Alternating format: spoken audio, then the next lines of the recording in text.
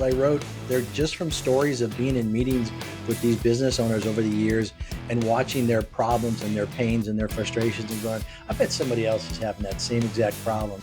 I'll just knock out a little paragraph or two and just go, by the way, don't do this. Even as I started off early, I realized that, if you're not accountable, you got nothing going.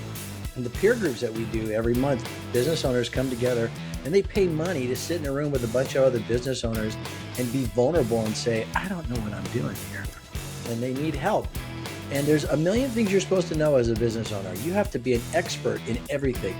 At least know enough not to get screwed, because you have to be IT so you don't get cybersecurity. You have to be HR so you don't get sued. You have to know cash accounting stuff. You have to know inventory and sales, and you have to know all the things you have to know, and they constantly are changing. But it's the beauty of accountability. It's the fact that we're willing to say in front of other people, I need help.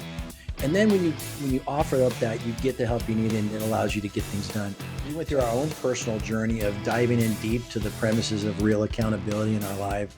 It changed our life, and we saw that if you really truly live a life of accountability, you have freedom and power and peace and joy, because you're owning your journey. You're not a victim. You're doing something about it. Nobody can hold anyone accountable. You can only hold yourself accountable if you want to. And so if we're going to try and hold our children accountable, when they're young, we can make them responsible. But what we don't empower them to do is to be accountable in that journey. So while you're sitting there and I'm forcing you to be a slave in a schoolroom, why don't you actually learn something? Why don't you actually think of the words they're saying and think, what does that mean? And why don't you actually own it so that you can do something with all this knowledge you're getting?